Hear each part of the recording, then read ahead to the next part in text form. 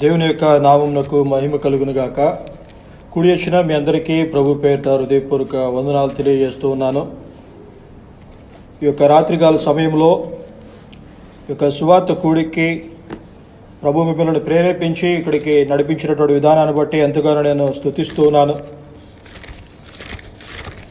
ప్రాముఖ్యంగా వాక్య భాగంలోనికి వెళ్ళబోయే ముందు ఈరోజు నేను నా హృదయంలో ఉన్నటువంటి విషయాలు చెప్పాలని అనుకుంటున్నాను. దేవుడు ఏ విధంగా ఒక వ్యక్తిని రక్షిస్తాడు అనేటువంటి దాని గురించి, అలాగనే ఒక వ్యక్తి చీకట్లో ఉన్నటువంటి వ్యక్తి దేవుడు ఏ విధంగా వెలుగులోనికి నడిపిస్తాడు, అంధకారంలో ఉన్నటువంటి వ్యక్తిని దేవుడు ఏ విధంగా ఆ వ్యక్తిని వెలుగు ద్వారంలోనికి నడిపిస్తూ ఉంటాడు అనేటువంటి దాని గురించి, ఆ విధంగానే నిజంగా ఒక వ్యక్తి రక్షించబడినప్పుడు తన యొక్క జీవితంలో జరిగేటువంటిది ఏ విధంగా ఉంటుంది అనేటువంటి దాని గురించి, తన యొక్క జీవితంలో ఏదైతే ఉండి ఉన్నదో నిజంగా చాలామంది కూడా ఇబ్బంది పడుతూ ఉంటారు. అందరికీ ఉండేటువంటి ప్రశ్న కొంతమందికి ఉంటుంది, కొంతమందికి ఉండకపోవచ్చు. నిజంగా నేను రక్షించబడ్డానా లేదా అనేటువంటిది, కొంతమంది నేను నిజంగానే రక్షించబడ్డాను అని భ్రమలో ఉండేటువంటి వారు కూడా ఉంటూ ఉంటారు. అందుకని దేవుని యొక్క వాక్యం సెలవిస్తూ ఉన్నది. కొరింథీయులకు రాసినటువంటి 2వ పత్రిక 13వ అధ్యాయము 5వ వచనాన్ని కనుక మనం చూసినట్లయితే, మీరు విశ్వాసం గలవారై ఉన్నారో లేదో మిమ్మల్ని మీరే శోధించుకొని చూచుకొనిడి, మిమ్మల్ని మీరే పరీక్షించుకొనిడి. మీరు భ్రష్టులు కాని ఎడల యేసుక్రీస్తు మీలోనున్నాడని మిమ్మల్ని గూర్చి మీరు ఎరుగరా. పౌలు కొరింథీలో ఉన్నటువంటి వారికి చెప్తున్నటువంటి మాట, మిమ్మల్ని మీరు పరీక్షించి చూచుకొనిడి, మీరు విశ్వాసంలో ఉన్నారా లేరా అనేటువంటిది దేవుని యొక్క వాక్యం సెలవిస్తున్నది. బెరియా బైబిల్ సంఘముగా మా యొక్క భారము ఏ విధముగా ఉన్నదంటే, ఏ విధంగా అయితే బెరియాలో ఉన్నటువంటి సంఘస్థులు వాక్యము పౌలు చెప్పేటువంటిది అలాగా ఉన్నదా లేదా అనేటువంటిది ఏ విధంగా అయితే వాళ్ళు చూచి ఉన్నారు. బెరియాలో పౌల్ని వాళ్ళు ఏం చేస్తున్నారంటే పరీక్షిస్తూ ఉన్నారు, నిజంగా పౌలు చెప్పేటువంటిది వాక్యానుసారమైనటువంటిదా కాదా అనేటువంటిది. అంత మాత్రమే కాదు, పౌలు ఇక్కడ కొరింథీలో ఉన్నటువంటి సంఘానికి ఏం చెప్తున్నారంటే, మీరు జీవిస్తున్నటువంటి జీవితము మీరు నిజంగా విశ్వాసులా కాదా అనేటువంటిది మిమ్మల్ని మీరు పరీక్షించుకొని చూసుకోండి అని చెప్పనేసి అంటూ ఉన్నాడు. యోహాను మనం చూసినట్లయితే ప్రియమైనటువంటి శిష్యుడు యేసుక్రీస్తు ప్రభుల వారికి ఆయన చెప్తున్నటువంటి మాట ఏమిటంటే, ప్రతి ఒక్క ఆత్మను మీరు నమ్మక అది దేవుని యొద్ద నుంచి వచ్చినటువంటి ఆత్మ కాదు అనేటువంటిది మిమ్మల్ని మీరు పరీక్షించి చూచుకొనిడి అనేటువంటి దాని గురించి చాలా స్పష్టంగా యోహాను కూడా మాట్లాడుతూ ఉన్నాడు. ఈ రాత్రికాల సమయంలో నేను చెప్పాలని అనుకునేటువంటి విషయం ఏమిటంటే, నేను ఏ విధంగా నేను మోసపోయాను అనేటువంటిది. ఎందుకంటే హృదయము మోసకరమైనటువంటిది, దేవుని యొక్క వాక్యం సెలవిస్తున్నది, బహుఘోరమైనటువంటి వ్యాధి కలిగినటువంటిది. ఏ విధంగా నేను మోసగించబడ్డాను, ఏ విధంగా నేను రక్షించబడ్డాను అనేటువంటి భ్రమలో నేనుండి జీవించానో దాని గురించి యొక్క రాత్రికాల సమయంలో మీతో పాటు తెలియజేయాలని నేను ఆశపడుతూ ఉన్నాను. దయచేసి తలలు వంచినట్లయితే మనము కళ్ళు మూసుకొని ప్రార్థన చేద్దాం. ప్రార్థన చేసి దేవుని యొక్క వాక్యాన్ని మనము ఎదురు చూద్దాం. బహున్నతుడైనటువంటి మా దేవ, పరిశుద్ధుడా, నీ యొక్క సన్నిధానమునకు ప్రభా మేము వస్తూ ఉన్నాం. దయతో ప్రభా మా యొక్క పాపములను, మా యొక్క పితరులు చేసినటువంటి పాపములను మీరు క్షమించండి. అంధకారంలో ఉన్నటువంటి నన్ను ప్రభు, పాపములో ఉన్నటువంటి నన్ను తండ్రి మీరు రక్షించుకొని ఉన్నారు. ఏ యోగ్యత అయినటువంటిది, ఏ యొక్క మనిషి అయినటువంటిది నాలో లేనే లేదు. కేవలం నీ యొక్క కృప చొప్పున, కేవలం ప్రభా నీ యొక్క కనికరం చొప్పున, కేవలం ప్రభా నీ యొక్క ఏర్పాటు చొప్పున ప్రభా మీరు రక్షించుకొని ఉన్నారు. మీరెంతగానో ప్రభా ఏ ఒక్క వ్యక్తి కూడా ప్రభా నశించిపోవడం మీకు ఇష్టం లేదని ప్రభు మీ యొక్క వాక్యం సెలవిస్తూ ఉన్నది. ఏ ఒక్కడు కూడా నశించిపోవడం అనేటువంటిది మీకు ఇష్టం లేదు తండ్రి. ఈ యొక్క లోకమునకు ప్రభా 2000 సంవత్సరముల క్రిందట ప్రభా మీరు శరీరధారిగా వచ్చి ఉన్నారు. మా ఇంటి పాపుల కోసం మీరు ప్రాణమును పెట్టిది మమ్మల్ని రక్షించడానికి. ఈ యొక్క వాక్యం సెలవిస్తున్నది. కీర్తనాకారుడు అంటూ ఉన్నాడు, మానవుడిని నువ్వు జ్ఞాపకం చేసుకునడానికి వాడు ఏ పాటి వాడు అని. నిజమే తండ్రి, మేము ఏ పాటి వారము నాయన మీరు మమ్మల్ని జ్ఞాపకం చేసుకునడానికి. మేము ఏ పాటి వారు నాయన మీరు మమ్మల్ని జ్ఞాపకం చేసుకొని ఈ యొక్క మహిమనంతటిని ప్రభా మీరు విడిచిపెట్టి ఈ యొక్క శరీరానిగా ప్రభా ఈ యొక్క లోకంనకు ప్రభు మీరు వచ్చి ఉన్నారు. కేవలం ప్రభా మీ యొక్క ప్రేమ అటువంటిది, ఈ యొక్క కృప అనేటువంటిది అటువంటిది నాయన. కానీ నీకు విరోధముగా భక్తిహీనతతో బుద్ధి లేకుండా ప్రభా నీతో వాదిస్తూ మేము తిరుగుతూ ఉన్నటువంటి సమయంలో ప్రభా నీ యొక్క కృప ప్రభా నన్ను వచ్చి ప్రభా రక్షించినటువంటిది. మీరు నాతో మాట్లాడండి. మీరు నా యొక్క జీవితంలో చేసినటువంటి సాక్ష్యం, మీ గురించి ప్రభా నేను సాక్ష్యం ఇవ్వడానికి మీరు నాకు సహాయాన్ని దయచూపండి. ఎవరైతే ప్రభా ఎంతమంది అయితే నాకులాగా ప్రభా మోసగించబడి ఉన్నారో, నాకులాగా తండ్రి అర్థం కానిటువంటి స్థితిలో ఉండి ఉన్నారో, నిజమైనటువంటి రక్షణ గురించి ప్రభా, నిజంగా ప్రభా ఒక వ్యక్తి రక్షించబడినప్పుడు ఏ విధంగా జరుగుతుంది అనేటువంటి దాని గురించి స్పష్టంగా ప్రభా మీరు మాట్లాడండి. మీరు సహాయం దయచూపండి ఆయన. అయితే మా యొక్క పాపములను మీరు క్షమించండి. మీ యొక్క సన్నిధానములో మీ యొక్క కృపను ప్రభా, మీ యొక్క అనుగ్రహమును ప్రభు మేము కోరుకుంటూ ఉన్నాం. అయితే ప్రభు మమ్మల్ని మీరు జ్ఞాపకం చేసుకున్నాం. మా ప్రియుడు రక్షకుడైన ప్రభు యేసుక్రీస్తు నామమున అడిగి వేడుకొనుచున్నాము తండ్రి. ఆమేన్.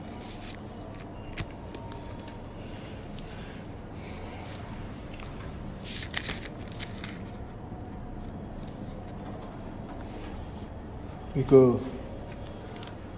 ఇంతకుముందు తెలియజేసినటువంటి విధముగా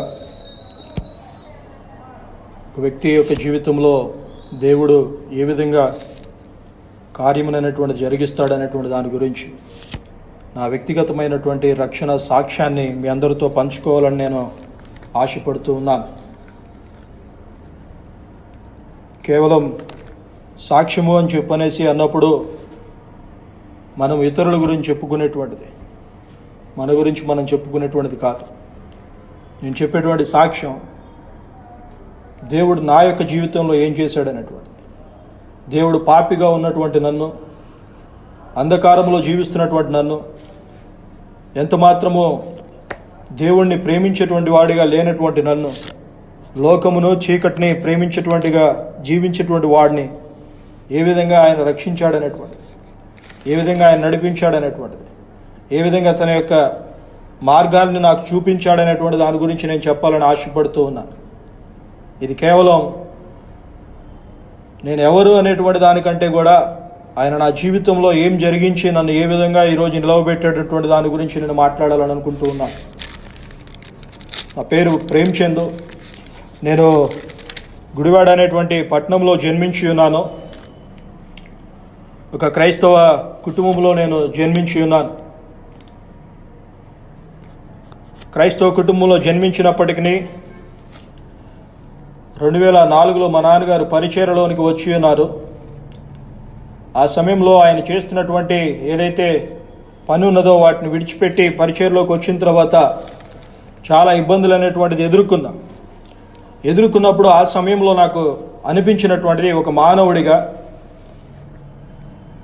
నా వయసు ఇంచుమించు 9 సంవత్సరాలు. ఆ సమయంలో ఆకలికి తినడానికి తిండి లేనటువంటి పరిస్థితుల్లో నాకు వచ్చినటువంటి కోపం ఏమిటంటే, నిజంగా దేవుడు ఉంటే గనక ఎందుకు మనం ఈ విధంగా శ్రమలు పడతామో అనేటువంటిది, ఈ విధంగా ఒక జ్ఞానము లేనటువంటి వాడిగా ఆలోచించడం అనేటువంటిది ప్రారంభం చేశాం. ఏ విధంగా జ్ఞానము లేనటువంటి విధముగా అంటే, సామెత గ్రంథంలో కనుక మనం చూసినట్లయితే 19వ అధ్యాయము 3వ వచనంలో కనుక మనం గమనించినట్లయితే,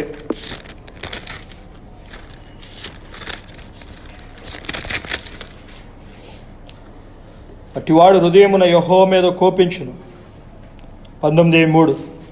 2వ వచనంలో కనుక మనం చూసినట్లయితే, ఒకడు తెలివి లేకుండా మంచిది కాదు, తొందరపడి నడుచువాడు దారి తప్పిపోవును, ఒకని మూర్ఖత వాని ప్రవర్తనను తారుమారు చేయను, అటివాడు హృదయమున యెహోవా మీద కోపించును. ఈ విధంగా దేవుని మీద ఒక కోపం అనేటువంటిది, ద్వేషం అనేటువంటిది పెంచుకుంటూ వస్తూ ఉన్నాను. ఇది ఏ విధంగా ప్రారంభమైందంటే, నిజంగా ఆయన యొక్క మార్గములు అనేటువంటిది అర్థం చేసుకోకపోవడం వల్ల నేను ఏమని అనుకున్నానంటే, నేను మంచివాడినే, అందు కారణం చేత నేను ఈ విధంగా నేను ఎందుకు బాధపడుతున్నాను, నేను ఎందుకు శ్రమలు పడుతున్నాను, నేను శ్రమ పడాల్సినటువంటి పనేముంది, ఇంత చిన్న వయసులో నేను బాధపడాల్సినటువంటి పనేమున్నది అనేటువంటిది దాని గురించి నేను ఆలోచించడం. చాలామంది కూడా మానవునికి పాపులకు వచ్చేటువంటిది ఏమిటంటే, వారి యొక్క మార్గములు అనేటువంటిది ఆయాసకరంగానే ఉంటాయి. రోమిలకు రాసినటువంటి పత్రిక 3వ అధ్యాయంలో 16 నుంచి 17 వచనాలు కనుక మనం గమనించినట్లయితే, నాశనము కష్టమును వారి మార్గములో ఉన్నవి, శాంతి మార్గము వారు ఎరుగురు, వారి కన్నుల ఎదుట దేవుని యొక్క భయం అనేటువంటిది లేదు. వారి యొక్క మార్గం ఏముందంటే శాంతి అనేటువంటిది ఉండదు. పాపములో ఉన్నటువంటి వ్యక్తికి, పాపములో జీవిస్తున్నటువంటి వ్యక్తికి తన యొక్క మార్గములో కష్టం అనేటువంటిది ఉంటుంది. తన యొక్క మార్గములో శాంతి అనేటువంటిది ఉండదు. నిజంగా కనుక మనం ఆలోచన చేసినట్లయితే ఇక్కడ సమస్య అనేటువంటిది ఇక్కడ తిండి లేకపోవడమో, లేకపోతే ధనము లేకపోవడమో, వస్త్రము లేకపోవడమో దాని గురించి కాదు సమస్య అనేటువంటిది. చాలామందికి కూడా అవన్నీ ఉన్నప్పటికీ కూడా వాళ్ళకి లేనటువంటిది ఏమిటంటే వారి యొక్క జీవితంలో శాంతి అనేటువంటిది లేదు, వారి యొక్క జీవితంలో సుఖం అనేటువంటిది లేదు. అది దేవుని యొద్ద నుంచి వచ్చేటువంటిది. ఆ సమయంలో దేవుడు నాతో లేనటువంటి కారణం చేత నాకు అర్థం కానటువంటి విషయం ఏమిటంటే, నేను మంచివాడిని అనేటువంటిది నేను అనుకుంటూ నేను జీవించడం కారణం చేత నేను చాలా బాధపడుతూ చాలా ఏడుస్తూ ఉండేవాడిని. ఆ తర్వాత మెల్లగా నా స్కూల్కి 8వ తరగతికి వచ్చిన తర్వాత 8వ తరగతిలో అందరూ కూడా ప్యాంట్స్ వేసుకునేవాళ్ళు. 8వ తరగతిలో ప్యాంట్లు వేసుకుంటే నేను ఒక్కడినే నిక్కర్ వేసుకునేవాడిని. అది వేసుకోవడం కారణం చేత అందరూ స్కూల్లో ఉన్నటువంటి వాళ్ళందరూ కూడా అది లాగుతూ ఏడిపిస్తూ ఉండేవాళ్ళు. నాకు చాలా బాధ ఇచ్చి, నువ్వేమో ఉన్నామంటావు, చూస్తేనేమో ఈ విధంగా ఉంది అని ఈ విధమైనటువంటి ఒక ధోరణిలో నేను దేవుణ్ణి దూషిస్తూ నిందించడం అనేటువంటిది జరుగుతూ వచ్చింది. ఇది కేవలం ఏమిటంటే నా యొక్క జీవితంలో అర్థం చేసుకోకపోవడం, నిజమైనటువంటిది మార్గం ఏమిటనేటువంటిది నాకు అర్థం కాకపోవడం వల్ల ఈ విధంగా నేను ఏం చేస్తున్నానంటే నా యొక్క పాపమును నేను పెంచుకుంటూ వస్తూ ఉన్నాను. నా యొక్క జీవితంలో నేను జరిగిస్తున్నటువంటిది అంతా కూడా నేనేమనుకుంటున్నానంటే నేను మంచిగా ఉన్నాను అనుకుంటూ ఉన్నాను. ఆ తర్వాత 10వ తరగతికి వచ్చిన తర్వాత ఇక అందరూ కూడా స్కూల్లో ఏం చేస్తున్నారంటే 9వ తరగతి వరకు ఉన్నంతసేపు కూడా వాళ్ళందరూ కూడా ఏడ్పించడం అనేటువంటిది ప్రారంభం చేశారు. ఇంకా ఇలా ఉంటే మంచిగా ఉండి ఒకవేళ కనుక నేను తిరగబడకపోయినట్లయితే, తిరుగుబాటు కనుక చేయకపోయినట్లయితే వాళ్ళందరూ కూడా ఈ విధంగానే నన్ను ఏడిపిస్తారు అని ఒక ఆలోచనకు వచ్చి వాళ్ళందరినీ కూడా బాధ పెట్టాలి, వాళ్ళందరినీ ఏ విధంగా అయినా కానీ హింసించాలి అని నేను కూడా వాళ్ళకిలాగే తిరుగుబాటు చేయడం అనేటువంటిది ప్రారంభం చేశాను. నేను 10th క్లాస్కి రాగానే క్లాస్లో ఎలా ఉండేదంటే, అప్పటి వరకు నన్ను ఏడ్పించినటువంటి వాళ్ళు క్లాస్ రూమ్లో నేను లోపలికి రాగానే వాళ్ళందరూ అరే ఆడు వస్తున్నాడు, వాడితో ఎందుకురా అని చెప్పనేసి అని అనుకునేవాడు. కారణం ఏమిటంటే భయంకరమైనటువంటి పాపం అనేటువంటిది ఆ సమయం నుంచే వచ్చినటువంటిది. ఆ 10th క్లాస్ అయిపోయిన తర్వాత ఇంకా చదవడం అనేటువంటిది లేదు. పెద్దవాళ్ళతో సహవాసాలు చేయటం, దుష్టుడు ఏ విధంగా ఇంకా పాపములోనికి నడిపించాడంటే ఇక మద్యపానం అనేటువంటిది, త్రాగుడు అనేటువంటిది, గంజాయి అనేటువంటిది, ఈ విధంగానే బ్రతుకుతూ ఉన్నాను. చాలాసార్లు నా జీవితంలో ఒకసారేమో బస్సు యాక్సిడెంట్ జరిగింది, కానీ అప్పుడు కూడా దేవుడు రక్షించాడు. డైరెక్ట్గా వచ్చి బస్సు వచ్చి గుద్దినప్పుడు నేను ఆ బస్సు కిందకు వెళ్ళాను. అందరూ కూడా ఏమనుకున్నారంటే ఎవరో చచ్చిపోయారు, కుక్కపిల్ల చనిపోయింది అనుకున్నారు ఫస్ట్. వాళ్ళందరూ కూడా దాన్ని బస్సు కిందకి వెళ్ళి చూస్తూ ఉన్నారు, ఎవరు ఆ కుక్కపిల్ల ఏమైనా పడిపోయిందేమో అని. నేను అప్పటికి బస్సులోంచి బయటకు వచ్చేసి, బస్సు కింద నుంచి బయటకు వచ్చేసి నేను కూడా వాళ్ళతో పాటు కిందకి తొంగి చూస్తూ ఉన్నాను. సడన్గా ఇంకో అతను చూసి ఈ బుడ్డోడే బ్లడ్ వస్తుందని చెప్పనేసి అని పట్టుకున్నారు. సో దేవుడు ఆ సమయంలో నేను ఫిజికల్గా చచ్చిపోవాల్సినటువంటిది, కానీ అప్పుడు కూడా ఆయన ఏం చేస్తున్నాడంటే అన్ని హెచ్చరికలు చేస్తూ ఉన్నాడు. అప్పుడు ఆయన ఆపుకుంటూ వచ్చాడు. 3 సార్లు నేను కాలువల్లో కొట్టుకొని వెళ్ళిపోయి చనిపోవాల్సినటువంటిది. ఆ సమయంలో కూడా ఆయన కృప చూపించాడు, శారీరకంగా నన్ను బ్రతికించి ఉంచాడు. ఇవన్నీ కూడా ఏం చేస్తున్నాడంటే తన యొక్క మార్గంలోనికి నన్ను నడిపించడానికి ప్రయత్నం చేస్తూ ఉన్నాడు. అయినప్పటికీ కూడా నేను మాట వినకుండా దేవునికి విరుద్ధంగా జీవిస్తూ వచ్చినటువంటి పరిస్థితి. 10వ తరగతి అయిన తర్వాత జీవితం ఎలా ఉందంటే చీకటిని ప్రేమించడం అనేటువంటిది ప్రారంభం చేశాం. యోహాను సువార్త 3వ అధ్యాయంలో కనుక మనం ఆలోచన చేస్తే 19వ వచనంలో మనం చూస్తే కనుక ఆ తీర్పు ఇదే, వెలుగు లోకంలోనికి వచ్చును కానీ తమ క్రియలు చెడ్డవైనందున మనుషులు వెలుగును ప్రేమింపక చీకటినే ప్రేమించరు.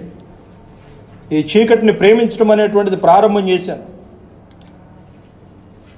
అందరికేమో బయటికి మంచివాడిలాగా నేను కనపడాలి అని అనుకున్నప్పటికీ హృదయంలో నాకేముండేదంటే నన్ను అందరూ మెచ్చుకోవాలి, నేను మంచివాడిగా ఉండాలి, నన్ను మంచివాడు అనుకోవాలి అనేటువంటి ఆలోచనలో నేను ఉండేవాడిని. అయినప్పటికీ కూడా ఈ పాపాలన్నీ జరిగిస్తూ జనుల్ని కొడుతూ వాళ్ళ దగ్గర ధనాన్ని తీసుకుంటూ ఈ విధమైనటువంటి పాపంలో జీవిస్తూ ఉన్నటువంటి సమయంలో భయంకరమైనటువంటి పాపంలోనికి వెళ్ళిపోయిన తర్వాత ఇంట్లో మా నాన్నగారు మాట్లాడడం మానేశారు. ఇంచుమించుగా 3 సంవత్సరాలు ఆయనతో నేను మాట్లాడినటువంటిది లేదు. ఎవరన్నా కనుక ఇంటికి వచ్చినట్లయితే నాకు చాలా కోపం వచ్చేది.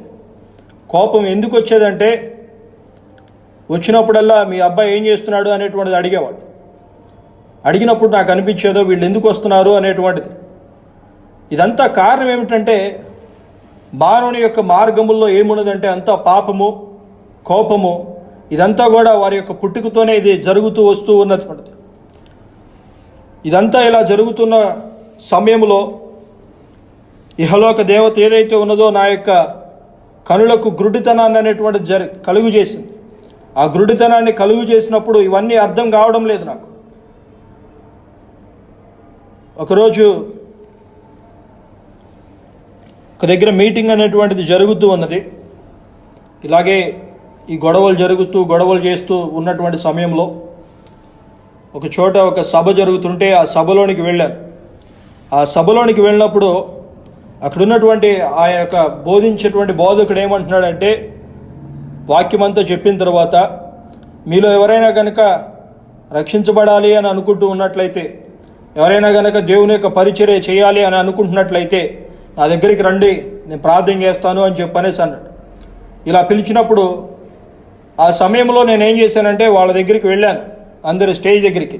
మనం చాలా గమనించినట్లయితే కనుక ఈరోజు క్రైస్తవంలో చూస్తున్నటువంటిది ఏదైనా ఉన్నట్లయితే కనుక అందరూ కూడా ఈ విధంగానే వెళుతూ ఉంటాం. వాక్యం చెప్పిన తర్వాత ఒక పిలుపు అనేటువంటిది ఇస్తారు. పిలిపించిన తర్వాత మీరు నిజంగా ఎవరైనా కనుక మారు మనసు పొందాలనుకుంటున్నారు, రక్షించబడాలనుకుంటున్నారు అయితే కనుక రండి, మీరు చేతులు ఎత్తండి అని చెప్పనేసి అని, నేను నాతో పాటు యొక్క ప్రార్థన మీరు చేయండి అని చెప్పనేసి అని తెలియజేస్తూ ఉంటారు. నాతో పాటు ప్రార్థన చేయమని చెప్పనేసి ఆయన అన్నాడు. అన్న తర్వాత ఆయన ఏ విధంగా అయితే ప్రార్థన చేశాడో దాన్ని రిపీట్ చేయమని చెప్పనేసి అన్నాడు. అదే రిపీట్ చేయడం ప్రారంభం చేశాను. ఆయన చెప్పినటువంటి విధంగానే ప్రార్థన చేయగానే నాకు అనిపించిందో, అమ్మ మొత్తం అంతా కూడా ఏదో భారం అనేటువంటి దిగినటువంటి విధంగా అనిపించిన తర్వాత నేను అనుకున్నాను, చాలా సంతోషంగా ఇంటికి వెళ్ళిపోయాను. చాలా సంతోషంగా ఇంటికి వెళ్ళి నా జీవితంలో ఒక గొప్ప కార్యం జరిగింది అనేటువంటి భావనతో నేను ఇంటికి వెళ్ళాను. ఇంటికి వెళ్ళిన తర్వాత నాకు చాలా మంది స్నేహితులు అనేటువంటి వాళ్ళు ఉన్నారు. ఇంచుమించుగా ఆ పట్టణంలో ఉన్నటువంటి యవనస్తులు నా వయసు నుంచి నా మీద ఇంకో 10 సంవత్సరాలు వయసు ఎక్కువగా ఉన్నటువంటి వాళ్ళు, ఇంచుమించు ఒక 400 మంది 500 మంది యవనస్తులు అందరూ తెలిసినటువంటి వాళ్ళే. అందరూ కూడా ఎప్పుడు కూడా నాతో స్నేహం చేయాలని కోరుకునేటువంటి వాళ్ళు.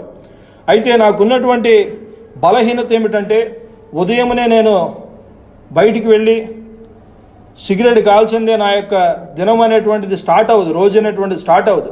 కానీ ఇది జరిగిన తర్వాత నేను ఏం చేశానంటే, ఒక వారం రోజులు ఎలాగైనా కానీ నా స్నేహితులు ఎవరికి కూడా నేను కలవకూడదు, నా స్నేహితులతో ఎవరితో కూడా నేను ఉండకూడదు అని చెప్పనేసి అని బలవంతాన ఏం చేశానంటే అక్కడే ఉండిపోవడం ప్రారంభం చేశాను. ఇంట్లోనే ఉండడం ప్రారంభం చేశాను. ఒకరోజు అయింది, బాగానే ఉంది. రెండో రోజు కొంచెం కష్టమైంది. మూడో రోజు ఇంకా కష్టంగా ఉంది. ఏదో విధంగా నన్ను నేను తమాయించుకుంటున్నాను, బయటికి వెళ్ళకూడదు, బయటికి వెళ్తే మరలా నేను పాపం చేస్తాను అనేటువంటి ఈ యొక్క ఆలోచనతోనే ఏ విధంగా అయినా కానీ ఈ యొక్క పాపం అనేటువంటి నేను జరిగించకూడదు అని ఒక వారం రోజులు ఉన్న తర్వాత మరలా నేను విఫలమయ్యి మరలా అదే పాపానికి, ఏదైతే పాపాలు నేను జరిగిస్తున్నానో అదే పాపం జరిగించడం అనేటువంటి ప్రారంభం చేశాను.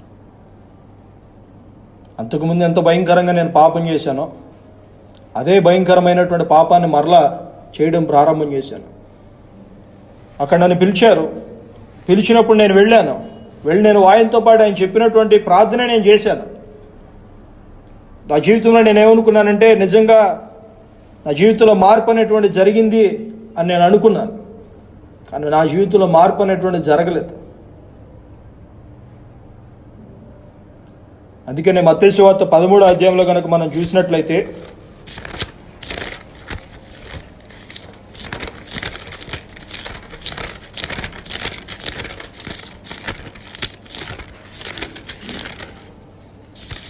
పదమూడో అధ్యాయము 20 నుంచి కనుక మనము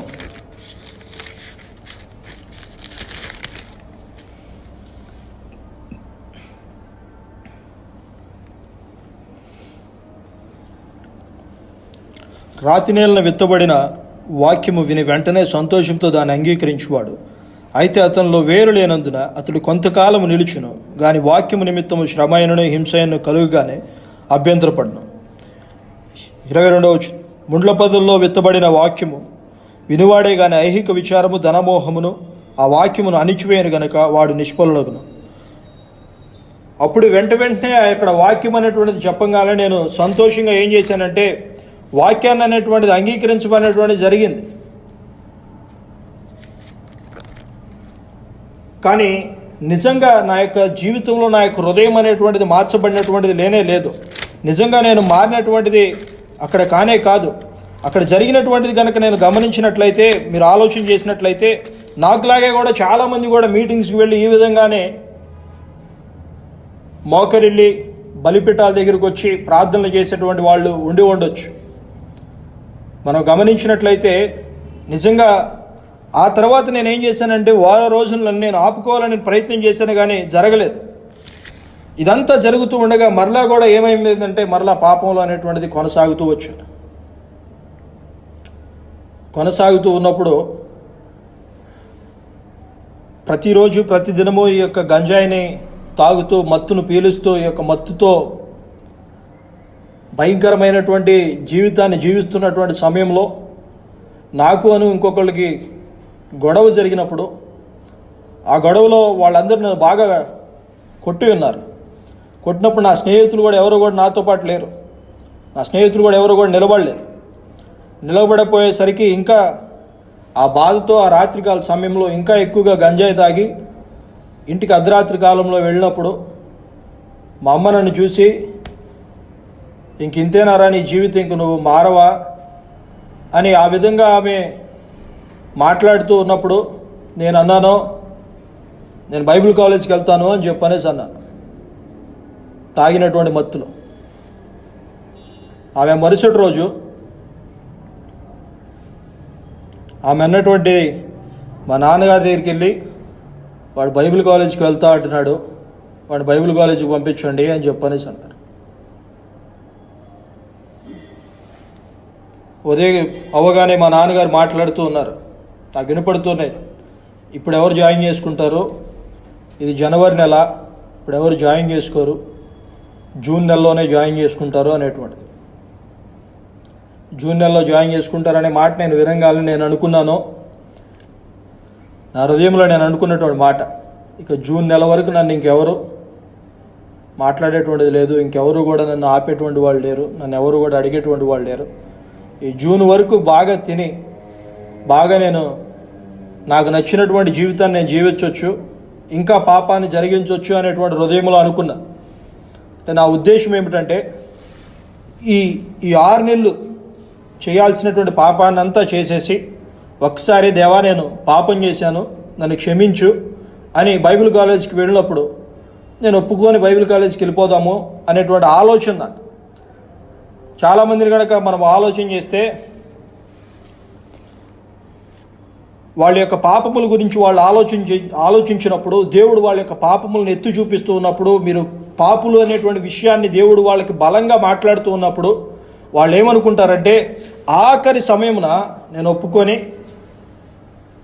దాన్ని విడిచిపెట్టేస్తాను, చచ్చిపోయేటువంటి సమయం దగ్గరికి వచ్చినప్పుడు డెత్ బెడ్ మీద ఉన్నప్పుడు దాన్ని ఒప్పుకొని నేను విడిచిపెట్టేస్తాను అని చెప్పనేసి అనుకుంటూ ఉంటారు. కానీ మనం ఆలోచన చేస్తే యోహాను సువార్తలో కనుక మనం గమనించినట్లయితే 1వ అధ్యాయంలో 1వ అధ్యాయము 13వ వచనములో చూస్తే కనుక 12 నుంచి చూద్దాం. తన్ను ఎందరు అంగీకరించారో వారందరికీ, అనగా తన నామమందు విశ్వాసం ఉంచిన వారికి దేవుని పిల్లలగుటకు ఆయన అధికారం అనుగ్రహించను. వారి దేవుని వలన పుట్టినవారే కానీ రక్తం వలనైనను శరీరేచ్ఛలైనను మనుష్యేచ్ఛల వలనైనను పుట్టినవారు కాదు. చాలామంది కూడా రక్షణ అనేటువంటిది ఏమనుకుంటారంటే క్రైస్తవ కుటుంబంలో జన్మించినప్పుడు నేను రక్షించబడిపోయాను అనేటువంటి భ్రమలో ఉంటారు. ఇక నేను క్రైస్తవ కుటుంబంలో జన్మించాను, నేను క్రైస్తవుడిని, మా నాన్నగారు పాస్టర్, ఇక పాస్టర్ గారి పిల్లలందరూ కూడా వాళ్ళందరూ కూడా రక్షించబడినటువంటి వాళ్ళే అనేటువంటి భావంలో ఉండిపోతూ ఉంటారు. తరతరాల నుంచి చూసుకున్నట్లయితే మా కుటుంబాలు, మా తాతలు వాళ్ళందరూ కూడా, ముత్తాతలు వీళ్ళందరూ కూడా క్రైస్తవులే.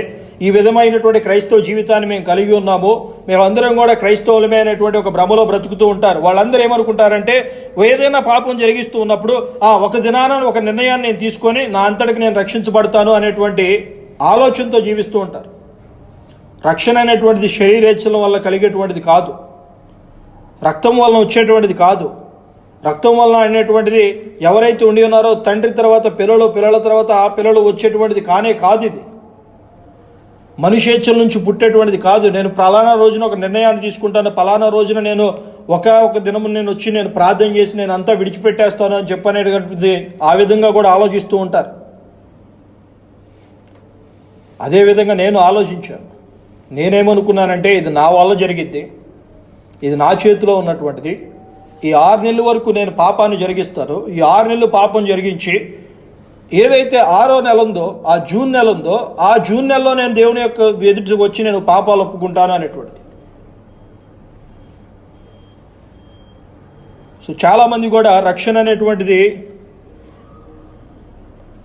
ఇంకా గనక ఆలోచన చేస్తే కొంతమంది ఏమో జాబ్ వచ్చినప్పుడు మేము రక్షించబడతాము, మేము జాబు లేకపోతే మాకు మంచి మార్కులు వచ్చినప్పుడు, ఇలా రకరకాలైనటువంటి ఆలోచనలతో ఈరోజు ఈ యొక్క క్రైస్తవం అనేటువంటిది ఈ విధంగా ఉండి ఉన్నది. లేకపోతే మాకు మంచి జరిగినప్పుడు, మాకు మేలు జరిగినప్పుడు మేము దేవుని వద్దకు వచ్చి మా యొక్క దేవునితో మేము వచ్చినప్పుడు మేము రక్షించబడతాము. ఈ విధమైనటువంటి ఆలోచనలో ఉంటూ ఉంటారు. నేను ఏ విధమైనటువంటి ఆలోచనలో ఉన్నానో అదే విధమైనటువంటి ఆలోచనలో చాలామంది కూడా 90% మంది కూడా అదే ఆలోచనలో ఉంటారు. ఎవరైతే వింటూ ఉన్నారో ఒకవేళ నువ్వు కూడా అదే యొక్క ఆలోచనలో ఉండి ఉండొచ్చు. కానీ ఇక్కడ దేవుడు సెలవిస్తున్నటువంటిది ఏమిటంటే రక్తం వల్ల శరీరేచ్ఛ వల్ల మనుషులేచ్ఛల వలన పుట్టినటువంటి వారు కాదు అనేటువంటి సెలవిస్తూ ఉన్నాడు.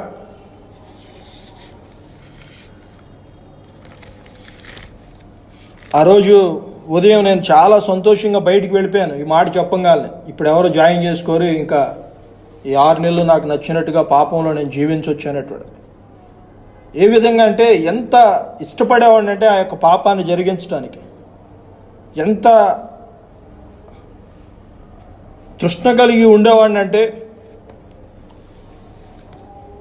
ఉదయము నుంచి రాత్రి కాలం వరకు అదే మత్తులో ఉండాలి అనేటువంటిది, ఒకే ధ్యాస అనేటువంటిది ఉండేటువంటిది. ఆ సాయంకాలము ఇంటికి వచ్చిన తర్వాత మా అమ్మగారు అన్నారు, పొద్దున్నే అన్నీ బ్యాగ్ అన్నీ సర్దుకో, బైబిల్ కాలేజీకి వెళ్ళాలి నువ్వు అని చెప్పనేసి అన్నారు. నేను అన్నాను, పొద్దున మీరు మాట్లాడుకున్నారు కదా, ఇప్పుడు బైబిల్ కాలేజీకి ఏమీ లేదు, జూన్ నెల అని చెప్పనేసి అనుకుంటున్నారు కదా అంటే, లేదు ఇక్కడ ఒక 35 కిలోమీటర్ల దూరంలో ఒక కాలేజ్ ఉంది, నిడమోలు అనేటువంటిది. అక్కడ ఆ కాలేజ్లో మాట్లాడారు, నువ్వు అక్కడికి వెళ్ళి జాయిన్ అవ్వచ్చు అని చెప్పనేసి అన్నారు. ఆ రోజు నేను చేసినటువంటి విషయం చెప్తాను. ఆ విషయం తెలియగానే వెంటనే నేను చేసినటువంటిది, నా స్నేహితుడికి ఒకడికి ఫోన్ చేసి, నేను మారిపోతున్నాను, రేపు ఈ రాత్రి ఏదైతే ఉందో ఈ రాత్రి అంతా తాగి పొద్దున్నే వెళ్ళిపోతాను అని చెప్పనేసని అతనితో కూర్చొని ఆ యొక్క మధ్యాహ్నం అనేటువంటిది సేవించి మరలా పొద్దున్నే బైబిల్ కాలేజీకి వెళ్ళాను. అంటే ఏం చెప్తున్నానంటే, నా ప్రాణమా తిను త్రాగు సుఖించు అనేటువంటి విధముగా నా ప్రాణానికి చెప్తూ ఉన్నాను. నిజంగా నాకేదో మార్పు వచ్చి నేను బైబిల్ కాలేజీకి వెళ్ళాలి అని చెప్పనేటువంటిది కాదు. నా తల్లిదండ్రులు నేను సంతోషపెట్టాలి, సమాజం దృష్టిలో నేను మంచిగా ఉండాలి, అందరు నన్ను మంచివాడు అనుకోవాలి. ఈ యొక్క ఆలోచనతో నేను ఏం చేశానంటే బైబిల్ కాలేజీకి వెళ్తాను అనేటువంటిది ఒప్పుకున్నాను. అక్కడికి వెళ్ళిన తర్వాత అందరూ కూడా ఇంగ్లీష్లో మాట్లాడుతూ ఉన్నారు. తెలుగు ఆయన ఒక ఆయన ఉన్నాడు, నాకేం ఇంగ్లీష్ రాదు. ఆ తెలుగు ఆయనతో ఉన్నప్పుడు ఆ తెలుగు ఆయన వాక్యం అనేటువంటిది బోధించాడు. వాక్యం చెప్పినప్పుడు నాకు చాలా భయమేసి నేను అరే ఇప్పుడు గనక ఈ క్షణంలో గనక నేను చచ్చిపోయినట్లయితే నేను నరకానికి వెళ్ళిపోతాను అని ఈ విధమైనటువంటి భయం కలిగి నేను ఉన్నాను.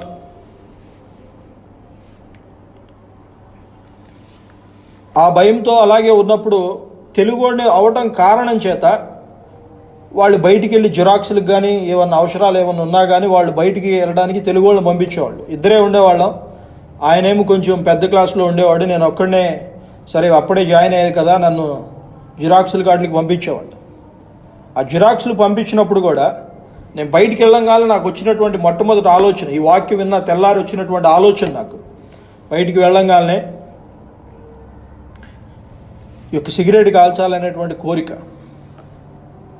నేను అన్నాను పిచ్చివాళ్ళలాగా నాలో నేను మాట్లాడుకుంటూ, దేవా నాకు సిగరెట్ కాల్చాలని ఉంది, నాతో పాటు నువ్వు వస్తావా, వస్తే నేను సిగరెట్ కాలుస్తాను అనే విధంగా మాట్లాడుకుంటూ వెళ్తుంటే, అది పిచ్చోడా నువ్వు పాపం చేస్తూ ఉంటుంటే, నీవు పాపం చేసినప్పుడు నేను నీతో పాటు ఎందుకుంటాను అనేటువంటిది మరలా నాకు నేనే అనుకుంటున్నట్టుగా మనసులో నుంచి. సో ఈ విధంగా నేను మాట్లాడుకుంటూ వచ్చిన తర్వాత, ఇంక నువ్వు రాకపోయినట్లయితే కనుక నేను ఎందుకు వెళ్తాదేవా, నేను వెళ్ళనని చెప్పనేసి అని మరలా వెనక్కి ఆ జిరాక్స్ని తీసుకొని వెనక్కి వెళ్ళిపోయి, నేను అనుకున్నాను నేను మారిపోయాను.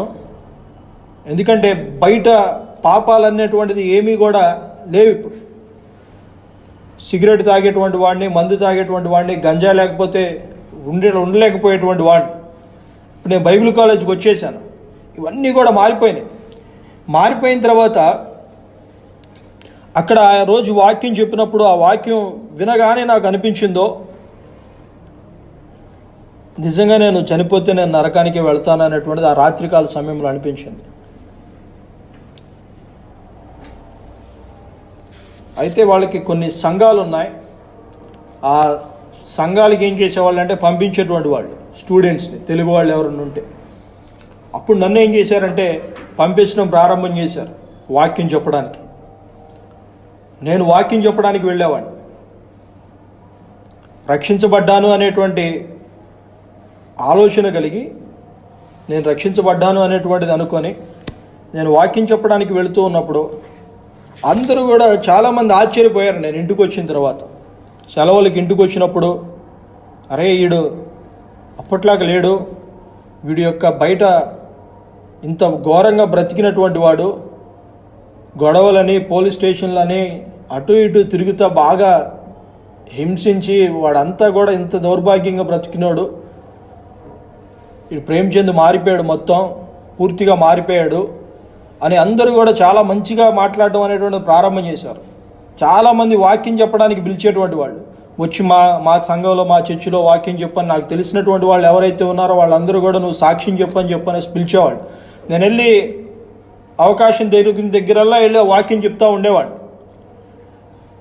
అయితే మరలా ఆ కాలేజీ వాళ్ళు ఏం చేశారంటే ఫోన్ చేసి సెలవులకి నువ్వు రావాలి, ఇక్కడికి వచ్చి సమ్మర్లో ఇక్కడ పరిచయం చేయాలి 2 నెలలు అని అన్నప్పుడు, ఆ 2 నెలలు వేసవికాల సమయంలో ప్రతిరోజు వాకింగ్ చెప్పడం, ఆల్ నైట్ ప్రేయర్లు, ఉపవాసాలు ఇవన్నీ చేస్తూ ఉన్నాను. ఎంత బాగా చేస్తూ ఉన్నానంటే అర్ధరాత్రులు అందరూ పడుకున్నా కానీ నేను పడుకోకుండా అలాగే ప్రార్థన చేస్తూ కూర్చునేటువంటి వాడు. ఆ విధంగా నా జీవితం అనేటువంటిది మారింది.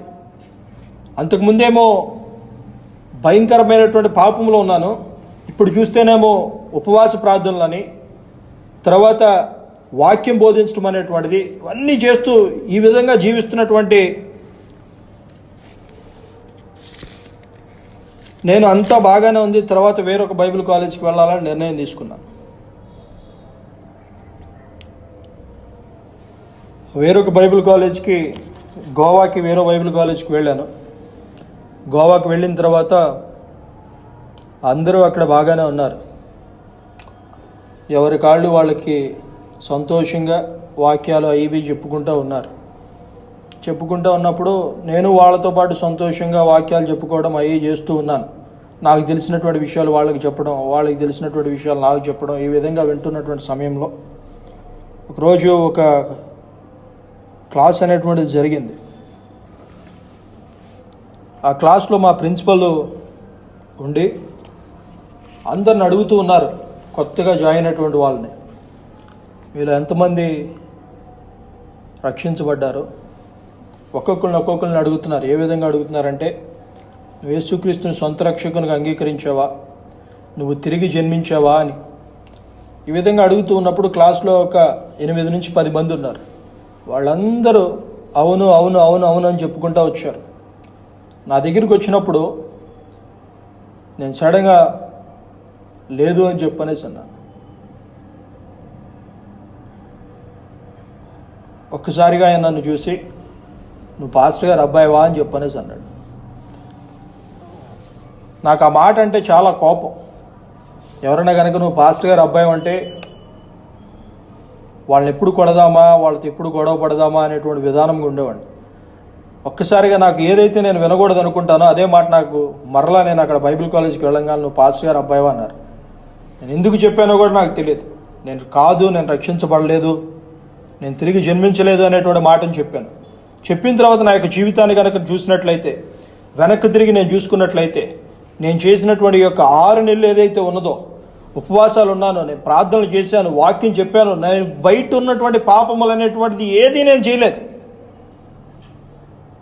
నేను సిగరెట్ కాల్చలేదు, మందు తాగలేదు, గంజాయి పీల్చలేదు, ఏ విధమైనటువంటి జారత్వం అనేటువంటిది ఇవన్నీ ఏది కూడా నేను జరిగించలేదు. కానీ ఎప్పుడైతే ఆ ప్రశ్న అనేటువంటిది నాలోకి వచ్చిన తర్వాత నేను అన్నటువంటి మాట ఏమిటంటే, నేను రక్షించబడలేదని చెప్పాను. తిరిగి జన్మించావా అంటే అసలు తిరిగి జన్మించడం ఏంటనేటువంటిది మరలా ప్రశ్న అనేటువంటి నాలో నుంచి ప్రారంభమైంది. యోహాను రాసినటువంటి సువార్తలో కనుక మనం గమనించినట్లయితే, ఒకడు క్రొత్తగా జన్మించితేనే కానీ వాడు దేవుని యొక్క రాజ్యాన్ని చూడలేడు అనేటువంటి మాటని, క్రొత్తగా జన్మించడం అనేటువంటి దాని గురించి మాట్లాడుతున్నప్పుడు క్రొత్తగా జన్మించడం ఏమిటి అనేటువంటిది నాలో నేను ప్రశ్నించుకోవడం అనేటువంటి ప్రారంభం చేశాను. మత్తయి సువార్త 7వ అధ్యాయంలో కనుక మనం గమనించినట్లయితే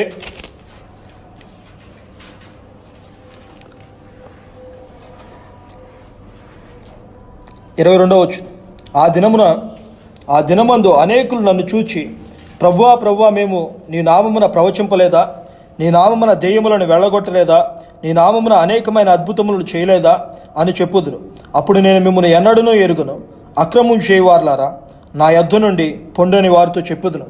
ఇక్కడ మనం ఆలోచన చేసినట్లయితే, నీ నామమున ప్రవచింపలేదా, నీ నామమున నేను ప్రకటించలేదా, నీ నామమున నేను సువార్తను బోధించలేదా అనేటువంటిది. చాలామంది కూడా క్రైస్తవ్యంలో ఉన్నటువంటి వాళ్ళం మనం ప్రశ్నించుకున్నట్లయితే మనం అందరికీ బోధ చేయొచ్చు.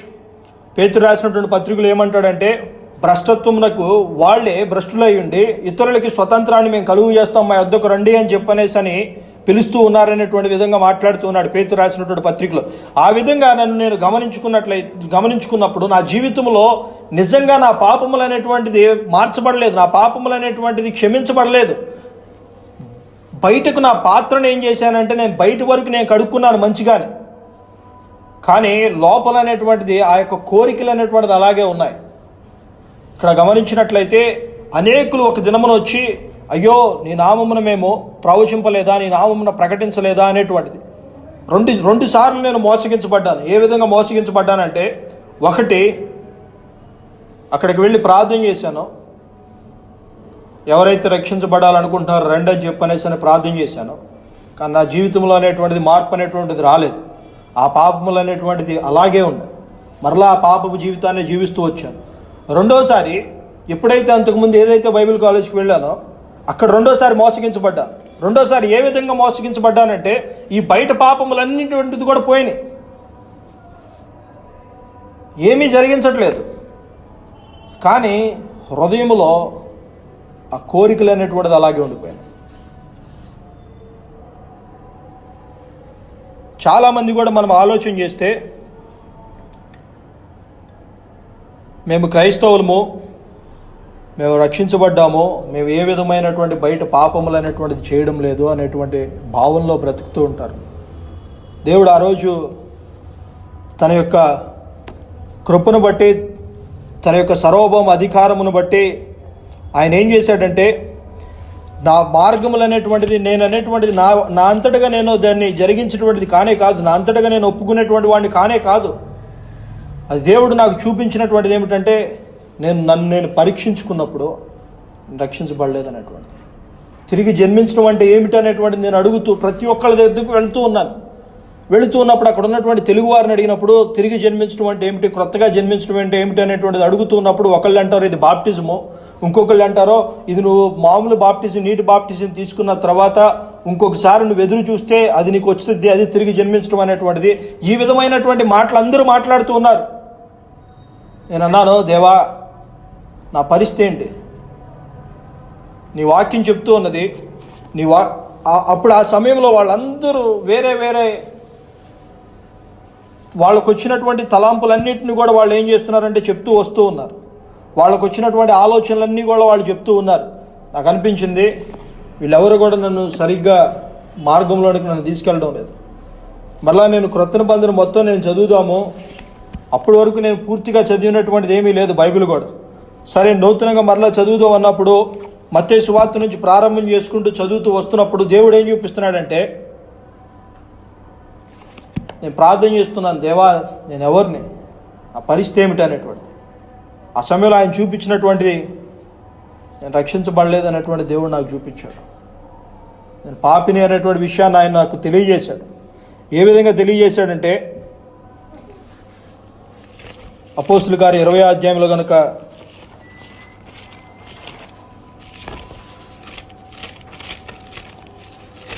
20వ అధ్యాయం 21వ వచనం,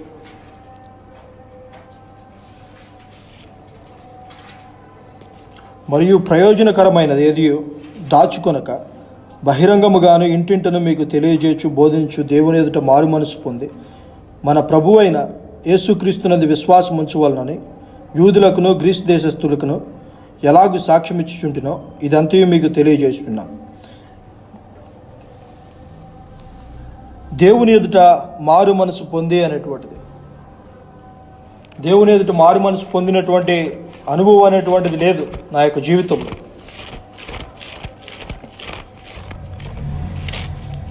ఇక్కడికి వెళ్ళినప్పుడు దేవా నేను నిజంగా ఇదే పాపంలో నేను జీవిస్తూ ఉన్నాను, నా హృదయం అనేటువంటిది మార్చబడలేదు, నా హృదయంలో మార్పు అనేటువంటిది లేదు,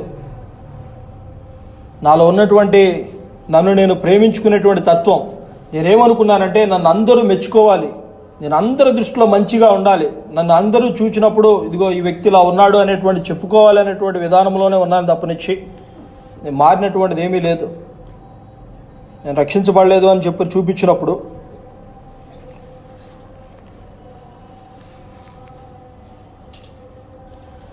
ఆ రాత్రికాల సమయంలో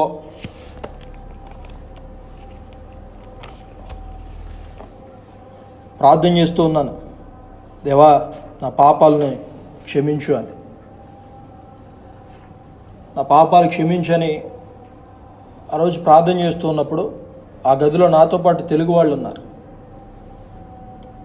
అక్కడ నేనేమోని ప్రార్థన చేస్తున్నానంటే,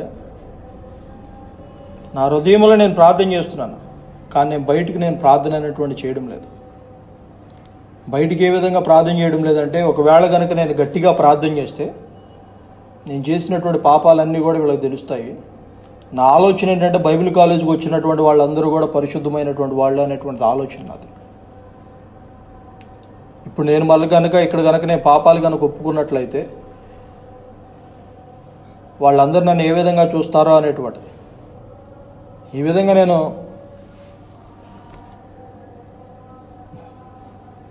వాళ్ళకి వినపడకుండా మనసులో నేను ప్రార్థన చేసుకుంటూ వచ్చాను. రెండో రోజు కూడా అలాగే చేశాను, మూడో రోజు కూడా ఆ విధంగానే జరిగిస్తూ వచ్చాను, నాలుగో రోజు రాత్రి కూడా అదే విధంగా జరిగిస్తున్నాను. నా పాపం అనేటువంటిది, భారం అనేటువంటిది ఎంత ఉందంటే మొయ్యలేనటువంటి విధముగా ఉన్నది. నా హృదయంలో నేను ఏం చేశానంటే ఆ యొక్క పాపాన్ని అంతను కూడా నేను దాచిపెట్టుకుంటూ ఉన్నాను. ఒప్పుకోవడానికి నేను ఇష్టపడటం లేదు. నేను ఒప్పుకుంటున్నాను అనుకుంటూనే ఉన్నాను. ఒప్పుకోవడం అనేటువంటిది పశ్చాత్తాపడటం కానే కాదు. ఒప్పుకోవడం అనేటువంటిది చాలామంది కూడా ఒకవేళ దుఃఖపడడం అనేటువంటిది మారు మనసు అనేటువంటిది అనుకుంటూ ఉంటారు. ఒప్పుకోవడం అనేటువంటిది మారు మనసు అనుకుంటూ ఉంటారు. ఒప్పుకోవటము దుఃఖపడడం అనేటువంటిది మారు మనసు కానే కాదు. ఆ 4 రోజులు కూడా దేవుడు ఏం చేస్తున్నాడంటే నన్ను నడిపిస్తూ వస్తున్నాడు, నన్ను ఒప్పింపజేస్తున్నాడు. ఆయన నన్ను ఒప్పింపజేయడానికి ప్రయత్నం చేస్తున్నాడు. కానీ నేనేం చేస్తున్నానంటే నా యొక్క హృదయంలో వాళ్ళు వినకూడదు అనేటువంటిది నేను ఆలోచన చేస్తూ ఉన్నాను. ఇక్కడ చాలా జాగ్రత్తగా గమనించాల్సినటువంటి విషయం. 5వ రోజు పొద్దున కూడా నాకు ఆ విధంగానే భారంతో ఉన్నప్పుడు దేవుడు నాతో మాట్లాడినటువంటి మాట, నిన్ను నువ్వు ఎక్కువగా ప్రేమించుకుంటున్నావు అనేటువంటిది, నన్ను నేను ప్రేమించుకుంటున్నాను అనేటువంటిది. అన్నిటిని నేను అసహించుకున్నాను. నేను త్రాగుడు వీటిలన్నిటిని కూడా నేను అసహించుకున్నాను. కానీ నేను అసహించుకోలేదు. నన్ను నేనేమనుకున్నానంటే నేను మంచివాడినే అనేటువంటి విధంగా నేను అనుకుంటూ వచ్చాను. నేను మంచివాడినే అనేటువంటి విధంగా నేను ముందుకు వెళుతూ వచ్చాను. ఇప్పుడు దేవుడు నాతో చూపించినటువంటి మాట, నిన్ను ప్రేమించుకుంటున్నావు, నిన్ను తిరస్కరించుకోపోతే అనేటువంటిది. ఆ విధంగా భారంతో ఉండి కన్నీళ్లు కారుస్తూ నేను ప్రార్థన చేస్తూ ఉన్నప్పుడు ఏ విధంగా అంటే చాలా దుఃఖంతో వేదంతో నేను ప్రార్థన చేస్తున్నాను. దేవా, నేను ఈ యొక్క పాపాన్ని అనేటువంటిది నేను జరిగించాను తండ్రి. ఏ విధమైనటువంటి పాపాన్ని నేను జరిగించానంటే కనీసం కూడా నీ వద్దకు రావడానికి కూడా నేను యోగ్యుడను కాదు, నేను కనీసం కూడా ఈ యొక్క ప్రార్థన చేయడానికి కూడా నేను అర్హుడు కాదు అని చెప్పనేసి ఏడుస్తూ ఉన్నాను. ఏడుస్తూ ఉండి నేను ఏమనుకున్నానంటే ఈ రాత్రి కనుక నేను చచ్చిపోతే నేను నరకానికి వెళ్ళిపోతానేమో అనేటువంటిది. ఆయన చేసినటువంటి కార్యమునంతా కూడా నేను ఒక్కసారిగా నేను ఆలోచన చేస్తున్నాను. ఒక్కసారిగా దాన్ని జ్ఞాపకం చేసుకుంటూ ఉన్నాను. జ్ఞాపకం చేసుకుంటూ నేను అనుకున్నాను, దేవా, ఒకవేళ కనుక ఈ రాత్రి కనుక నేను చనిపోతే నేను నరకానికి వెళ్తాను. ఈ విధమైనటువంటి ప్రార్థన జరిగిస్తూ నేను యోగ్యుడిని కాదు తండ్రి అనేటువంటి ప్రార్థన జరిగిస్తున్నప్పుడు, దుఃఖంతో ఉన్నప్పుడు ఒక్కసారిగా నేను ఆనందంతో ప్రార్థన చేయడం ప్రారంభం చేశాను. ఒక్కసారిగా నా యొక్క దుఃఖం అనేటువంటిది ఏమైందంటే సంతోషంగా మారినప్పుడు నేను రోమిలకు రాసినటువంటి పత్రికలు ఏ విధంగా అయితే చెప్పాడో అబ్బా తండ్రి అనేటువంటి పిలిచేటువంటి ఆత్మను అనుగ్రహిస్తారనేటువంటిది, ఆ విధంగా నేను అబ్బా తండ్రి అని ఆయన పిలవడం అనేటువంటిది ప్రారంభం చేశాను. అబ్బా తండ్రి అని ప్రార్థన చేయడం ప్రారంభం చేశాను. దేవా, నువ్వు నన్ను రక్షించినందుకు నీ కృతజ్ఞతాస్తుతులు చెల్లిస్తున్నాను అనేటువంటి చెప్పాను. ఎప్పుడైతే నాకు ఆ యొక్క అనుభవం అనేటువంటిది జరిగిందో ఒక్కసారిగా నాకు నా యొక్క పాపం అనేటువంటిది మొత్తం అంతా కూడా తీసివేసి దేవుడు తన యొక్క నీతిని నాకు అనుగ్రహించాడు అనేటువంటిది, దేవుడు నన్ను ఆ యొక్క అంధకారంలో నుంచి తీసివేసి వెలుగులోనికి నన్ను నడిపించాడు అనేటువంటిది, నాలో ఉన్నటువంటి ద్వేషాన్ని తీసివేసి నాకు ప్రేమ అనేటువంటిది అనుగ్రహించాడు అనేటువంటిది నాకు అనిపిస్తున్నదే. ఎవరన్నా ఉంటే కనుక వాళ్ళతో గట్టిగా చెప్పాలనేటువంటిది అనిపిస్తుంది. అందరూ కూడా అక్కడ నిద్రపోతూ ఉన్నారు. వాళ్ళందరూ పడుకొని ఉన్నారు. వెంటనే నాకు ఉదయకాలం లేచి ఎప్పుడు ఉదయం అయిద్దా ఎప్పుడు నేను ఎవరో వాళ్ళకి పంచుకోవాలి అని చెప్పనేసి అప్పటి వరకు నేను ఏం చేస్తున్నానంటే ఎవరు కూడా నా పాపాలు వినకూడదు అనేటువంటి విధానంలో ఉన్నాను. ఆ రాత్రికాల సమయంలో ఎప్పుడైతే దేవుడు నన్ను దర్శించాడో, దేవుడు తన యొక్క కృపను బట్టి ఆయన వచ్చి ఎంత మాత్రము ఏ విధమైనటువంటి జ్ఞాపకము చేసుకోవడానికి కూడా యోగ్యము లేనటువంటి వాడు, ఏ పాటి వాడి యొక్క నరుడు అనేటువంటి వాడిని దేవుడు జ్ఞాపకం చేసుకొని ఆయన ఆ యొక్క సమయంలో ఆ యొక్క రాత్రికాల ముందు ఆయన నా యొద్దకు వచ్చి ఆయన నన్ను దర్శించి ఆయన నన్ను మార్చాడు. నా హృదయాన్ని ఆయన మార్చాడు. నా హృదయంలో ఉన్నటువంటి ఆ యొక్క మోసకరమైనటువంటి జీవితాన్ని ఏదైతే ఉందో, నాలో ఉన్నటువంటి పాపములు ఏదైతే ఉందో వాటన్నిటిని తీసి తన యొక్క ఫలాన్ని అనేటువంటిది నా హృదయంలో నింపాడు. నాకు ఇప్పుడు ఉన్నటువంటి కోరిక ఏమిటంటే నా జీవితంలో జరిగినటువంటిది నేను తెలియజేయాలి ఎవరో ఒకళ్ళకి అనేటువంటిది నాకు క్లియర్గా అర్థమవుతున్నటువంటిది. నా యొక్క జీవితంలో నేను చూసుకున్నప్పుడు ఎప్పుడు కూడా నేను అంత సంతోషం అనేటువంటిది అనుభవించలేదు. నేను మత్తులో నేను ఆ సంతోషాన్ని నేను అనుభవించలేదు. నేను త్రాగుడు గంజాయి తీసుకున్నప్పుడు కూడా నాకు ఆ యొక్క ఆనందం అనేటువంటిది కలగలేదు. కానీ ఒక్కసారిగా ఎప్పుడైతే ఆయన యొక్క దర్శించాడో పట్టలేనటువంటి ఆనందం వస్తుంది. ఆ రాత్రికాల సమయంలో నేను అనుకున్నాను ఎప్పుడు తెల్లారైద్ది అనేటువంటిది. వెంటనే ఉదయం అవ్వగానే నేను ఫోన్ చేసి దేవుడు నన్ను రక్షించాడు, అప్పుడే వాళ్ళు బాప్టిజాలకు వెళ్తున్నారని చెప్పనేసి అని అన్నారు. నేను ఫోన్ చేసి, నానా, దేవుడు నన్ను రక్షించాడు, రాత్రికాల సమయంలో నేను బాప్టిజం తీసుకోవాలనుకుంటున్నాను, మీరేమంటారని చెప్పనేసి అన్నాను. నిజంగా దేవుడు నేను రక్షించాడు అనేటువంటిది నీకు నిశ్చయిత ఉంటే కనుక నేను ఆపను, నువ్వు బాప్టిజం తీసుకో అన్నాడు. అప్పటి వరకు నా యొక్క జీవితం ఎలా ఉందంటే, వాక్యం ఎవరికన్నా చెప్పాలంటే ఏ విధంగా చెప్పేవాడిని అంటే అందరూ నన్ను మెచ్చుకోవాలి అనేటువంటి విధంగా చెప్పేటువంటి.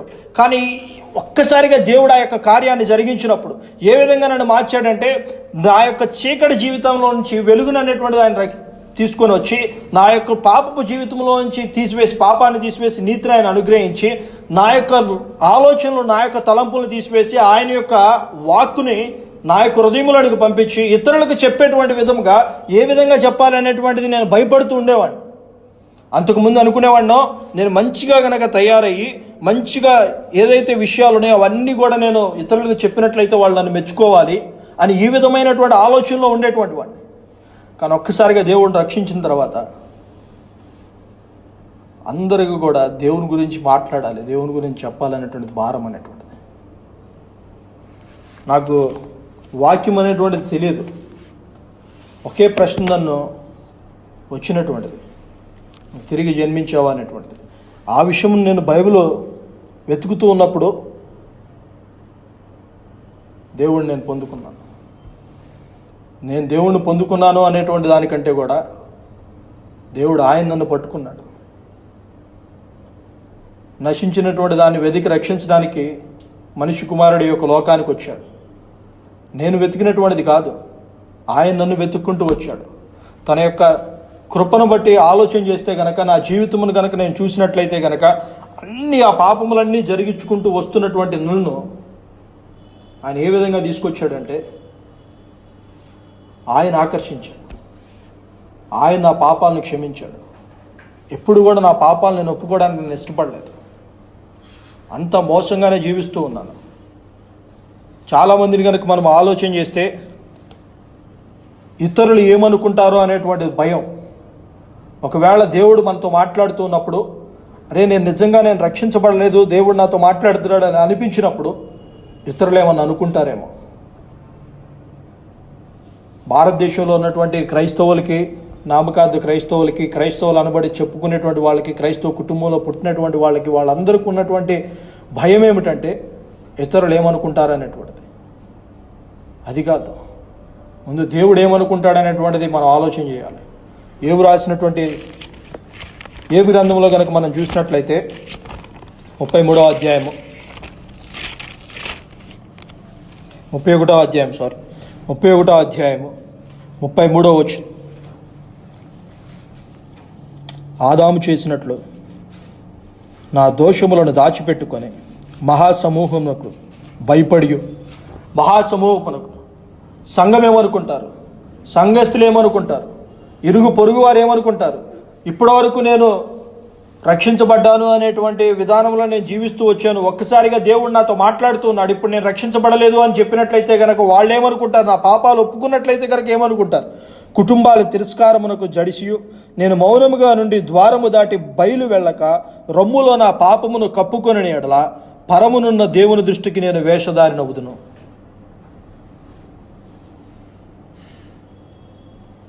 నా మనవి వినుటకై నాకొకడు ఉండవలనని నేను ఎంతో కోరుచున్నాను. ఇదిగో నా శ్రేవేలు కృతు, ఇదిగో నా ప్రతివాది వ్రాసిన ఫిర్యాదు, సర్వశక్తుడు నాకు ఉత్తరం ఇచ్చును గాక.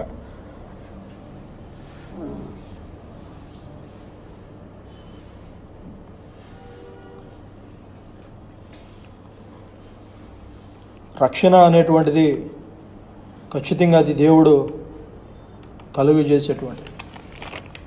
ఆయనంతటిగా ఆయన వచ్చి ఆ కార్యాన్ని అనేటువంటిది జరిగించేటువంటిది. సాతాను కుటుంబంలోంచి తీసుకొచ్చి దేవుని యొక్క కుటుంబంలోనికి ఆయన చేర్చేటువంటిది. ఇది నా నిర్ణయం వల్ల, నేను నిర్ణయం తీసుకోవడం వల్ల, లేకపోతే నేను బాప్టిజం తీసుకోవడం వల్ల, లేదు మా పాస్టర్ గారు నాతో పాటు కలిసి ప్రార్థన చేయమన్నాడని నేను ప్రార్థన చేయడం వల్ల వచ్చేటువంటిది కానే కాదు. నా జీవితంలో ఇవన్నీ కూడా నేను చూశాను. ఏ విధంగా నేను మోసగించబడ్డానంటే, ఎవరైతే రక్షించబడాలనుకుంటున్నారో చేయెత్తి ప్రార్థన చేయమన్నప్పుడు నేను చేయెత్తి ప్రార్థన చేశాను. అప్పుడు నా జీవితం మారలా, నా కోరికలు అలాగే ఉన్నాయి. తర్వాత మరలా రెండోసారి నరకం గురించి ఈ భయం అనేటువంటిది వచ్చినప్పుడు, ఆ సమయంలో నేను రక్షించబడ్డాను అనుకొని ఎదుటివారు నన్ను మెచ్చుకోవాలనేటువంటి దాని గురించి ఇది తెలియకుండా రెండోసారి అప్పుడు రక్షించబడ్డాను అనుకున్నాను. కానీ అప్పుడు మారలా. కానీ మూడోసారి నిజంగా దేవుడు ఎప్పుడైతే నిజంగా నన్ను రక్షించాడో ఆ సమయంలో నేను ఏ విధంగా అయితే గంజాయి కోసం ఏడ్చేవాడినా, గంజాయి ఎప్పుడు దొరికిద్దా, లేకపోతే మత్తు ఎప్పుడు దొరికిద్దా, బీర్ ఎప్పుడు దొరికిద్దా అని ఎదురు చూశాను నేను పాపంలో ఉన్నప్పుడు. పొద్దునుంచి సాయంత్రం వరకు 13 నుంచి 14 బీరులు తాగేవాడిని పెద్ద.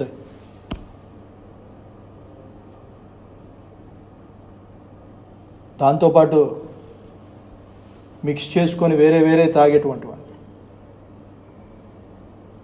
అంత ఇదిగా ఉన్నటువంటి వాడిని ఒక్కసారిగా ఆ దినమున రక్షించబడినప్పుడు ఆయన వాక్యం అనేటువంటి పాలను త్రాగాలని, ఆయన వాక్యాన్ని చదవాలని, ఆయన వాక్యాన్ని తెలుసుకోవాలని తృష్ణ అనేటువంటిది కలిగింది. సిగరెట్ లేకపోతే ఉండేటువంటి వాడిని కాదు నేను. పొద్దునే నా డే అనేటువంటిది స్టార్ట్ అవుతుంది. అలాంటిది ఆయన వాక్యం లేకపోతే నా డే అనేటువంటి స్టార్ట్ అయ్యేది కాదు. ఇప్పుడు స్టార్ట్ అవుతుంది. ఆ రోజు రక్షించబడిన తర్వాత మా నాన్నగారికి ఈ విషయం ఫోన్ చేసి సంతోషంగా చెప్పిన తర్వాత బాప్టిజం అక్కడే తీసేసుకున్నాను. అంతకుముందు నేను నిర్ణయించుకున్నాను, క్రిస్మస్ సెలవులకు వెళ్ళాలి. క్రిస్మస్ సెలవులకు వెళ్ళి ఊరందరిలో అప్పుడు బాప్టిజాలు ఇచ్చేటప్పుడు ఊరంతా తిప్పి బాప్టిజం ఇచ్చేటువంటి వాడు. నేనేమనుకున్నానంటే బైబిల్ పట్టుకొని బాప్టిజం తీసుకున్న తర్వాత వైట్ అండ్ వైట్ బట్టలు వేసుకొని బైబిల్ పట్టుకొని ఊరంతా నడిచి అందరికీ చూపించుకోవాలి అనుకున్నాను. కానీ ఎప్పుడైతే దేవుడు ఆ రక్షణ అనేటువంటిది ఇచ్చాడో వెంటనే అరే దేవుడు ఇచ్చినటువంటి దాన్ని నేను ఏ విధంగా నిర్లక్ష్యం చేస్తాను, నేను విధేయత చూపించాలి. మొట్టమొదటి విధేయత నేను ఏదన్నా చూపించగలను దేవుని కంటే కనుక అది నేను బాప్టిజం తీసుకోవాలి. కానీ నేను ముందు నిర్ణయించుకున్నదేమో డిసెంబర్లో క్రిస్మస్ సెలవులు వస్తాయి, ఆ సెలవులకి వెళ్ళి తీసుకుందామా అని.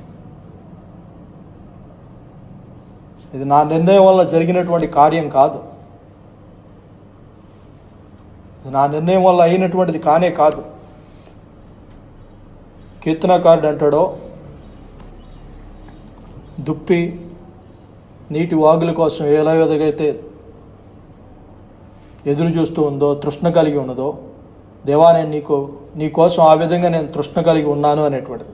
సో బైబిల్ కాలేజ్కి వెళ్ళిన తర్వాత వాళ్ళందరూ ఏం చెప్పేవాళ్ళు అంటే old testament survey, new testament survey అని పాత నిబంధన అంతా చెప్పుకొచ్చేవాళ్ళు, క్రొత్త నిబంధన అంతా చెప్పుకొచ్చేవాళ్ళు. నాకు ఇద్దరు స్నేహితులు పరిచయం అయ్యారు. స్నేహితుల కంటే నిజంగా రక్షించబడినటువంటి ఒక ఇద్దరు అన్నలు. ఒకళ్ళేమో 3rd ఇయర్లో ఉన్నారు, ఒకళ్ళేమో 2nd ఇయర్లో ఉన్నారు. నేనేమో 1st ఇయర్లో అప్పుడే జాయిన్ అయ్యాను. అదే సమయంలో నేను రక్షించబడినటువంటి సమయంలో వాళ్ళందరూ కూడా వాళ్ళిద్దరూ కూర్చొని వాక్యం గురించి డిస్కషన్ చేసుకునేవాళ్ళు. వాళ్ళు ఫస్ట్ నుంచి స్నేహితులు అవడం కారణం చేత. మీకు కొంతమందికి తెలుసు, వినయ్ అను ఇంకొక అతను చనిపోయాడు, ఆయన పేరు మోజెస్. వాళ్ళిద్దరు కూర్చొని అక్కడ డిస్కషన్ చేసుకుంటూ ఉంటుంటే నేను వెళ్ళేవాడిని. వెళ్ళి వాళ్ళతో పాటు కూర్చొని వాళ్ళు ఏం చెప్పుకుంటున్నారో వాళ్ళు వినాలి, వాళ్ళు చెప్పేటువంటి మాటలు నేను వినాలి అనేటువంటిది ఆశ కలిగి వింటున్నప్పుడు వాళ్ళు అనేవాళ్ళు, నువ్వు 3 సంవత్సరాలది ఒక్కసారి నువ్వు కంప్లీట్ చేయాలని చూస్తున్నావు అన్నట్టుగా వాళ్ళు మాట్లాడి అనుకుంటూ ఉన్నప్పుడు రాత్రికాల సమయంలో పడుకునేటప్పుడు అందరూ కూడా 1st ఇయర్ వాళ్ళంతా కింద పడుకుంటారు, 2nd ఇయర్ వాళ్ళు పైన పడుకుంటారు. ఏదో విధంగా నేను ఆ నైట్ కనుక ఆ పైన కనుక ఆ మోజెస్ అనేటువంటి ఆయన పక్కన పడుకుంటే ఆయన పడుకునేంతవరకు ఆయనతో పాటు దేవుని యొక్క వాక్యం చెప్పించుకోవాలని, ఆయన పడుకునేంతవరకు అన్న ఈరోజు రేపొద్దున ఆదికాండం చెప్తారు, ఆదికాండం గురించి ఒక మొత్తం నీకు తెలిసినటువంటిది ఒక కథలా చెప్పన్నా అని చెప్పనేసి అనేవాడిని. ఎందుకంటే నేను ఆదికాండం మొత్తం చదవలేదు అప్పటికి. ఆయన చెప్తా పడుకునిపోయేవాడు. పడుకున్న తర్వాత నేను పైన లైబ్రరీలోకి వెళ్ళి, ఆయన 12ంటికి అలా పడుకుండేవాడు, 11:30, 12ంటికి. నేను లైబ్రరీలోకి వెళ్ళి ఆదికాండం మొత్తం కూడా మళ్ళీ చదవటం ప్రారంభం చేసేవాడిని. ఏదైతే చెప్పాడో అవన్నీ చదువుతున్నప్పుడు మళ్ళీ అవన్నీ కూడా జ్ఞాపకం వస్తూ ఉండేవి. 3 అయిపోయేటువంటిది, 4, 2కు లోపల నేను పడుకున్నటువంటిది నేను బైబిల్ కాలేజ్లో చాలా అరుదు. అయితే నేను ఆ లైబ్రరీలో ఉన్నప్పుడు మళ్ళీ పొద్దున్నే ఉదయాన్నే 5ంటికి లేగాలి. సో 2 గంటలు లేదా 3 గంటలు నిద్రపోయేవాడిని. ఈ 2 గంటలు 3 గంటలు నిద్రపోయినా కానీ మళ్ళా దేవుని యొక్క వాక్యం వినాలన్నటువంటిది. నా జీవితాన్ని దేవుడు ఏ విధంగా మార్చాడంటే, అపోస్తుల కార్యంలో కనుక మనం గమనించినట్లయితే 26వ అధ్యాయం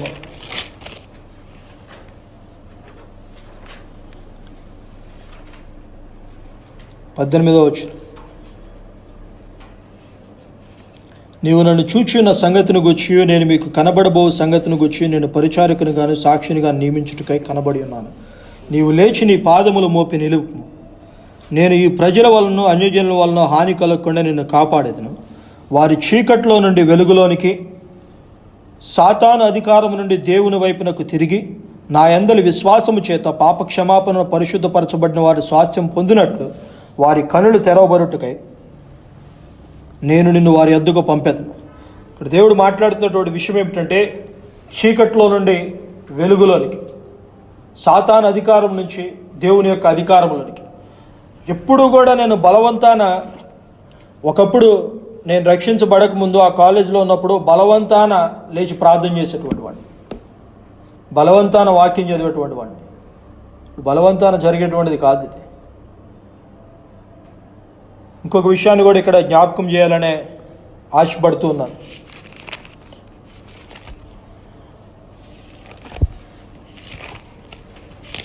మత్తయి సువార్త 7వ అధ్యాయము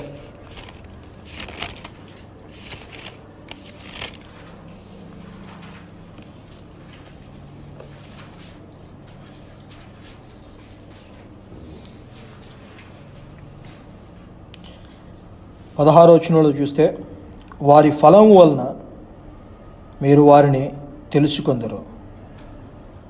20వ వచనంలో వారి ఫలము వలన వారిని తెలుసుకొందరు.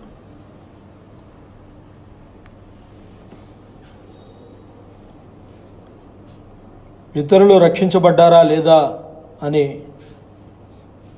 తెలుసుకోవచ్చు అనేటువంటిది ఒక వాక్యంను బట్టి మనం చూడవచ్చు. వాళ్ళ యొక్క ఫలమును బట్టి వాళ్ళు దేవునికి సంబంధించినటువంటి వాళ్ళ కాదా అనేటువంటిది. ఎవరైతే వాక్యం వింటున్నారో నిజంగా గనక ఇతరుల కంటే ఫస్ట్ ముందు నన్ను నేను ప్రశ్నించుకున్నట్లయితే, నిన్ను నువ్వు ప్రశ్నించుకున్నట్లయితే, మొట్టమొదటిగా మనం తొలిలో చదువుకున్నటువంటి వాక్యం, కొరింథీయులకు రాసినటువంటి పత్రిక మరలా చదువుదాం. రాసినటువంటి 2వ పత్రిక 13వ అధ్యాయం 5వ వచనం. మీరు విశ్వాసము గలవారై ఉన్నారో లేదో మిమ్మల్ని మీరే శోధించుకొని చూచుకొనుడి, మిమ్మల్ని మీరే పరీక్షించుకొనుడి. మీరు భ్రష్టులు కాని ఎడల యేసుక్రీస్తు మీలో ఉన్నాడని మిమ్మల్ని గూర్చి మీరు ఎరుగరా.